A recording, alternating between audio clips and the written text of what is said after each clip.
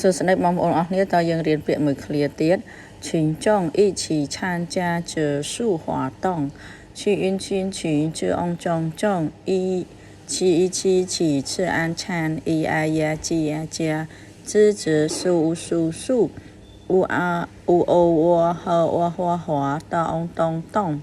群众一起参加这树活动群众一起参加这树活动群众យកបកប្រែថាមនុស្សម្នាចូលរួមសកម្មភាពដាំដើមឈើជាមួយគ្នា群众យកបកប្រែថាមនុស្សម្នាឆានជាយកបកប្រែថាចូលរួមហោតង់យកបកប្រែថាសកម្មភាពជើសុបកប្រែថាដាំដើមឈើអ៊ីឈីបកប្រែថាជាមួយគ្នាចា群众一起参加这树活动យើងបកប្រែថាមនុស្សម្នាចូលរួមសកម្មភាពដាំដើមឈើជាមួយគ្នាចាបងប្អូនអរគ្នាយើងគួរតែដាំដើមឈើទាំងអស់គ្នាណាដើម្បីការពារបរិស្ថានយើងភ្ជាប់ព្យុះទឹកជំនន់ហើយជាមួយនឹងប្រែប្រួលអាកាសធាតុជាដើមយើងចូលរួមដាំទាំងអស់គ្នាដើម្បីឲ្យ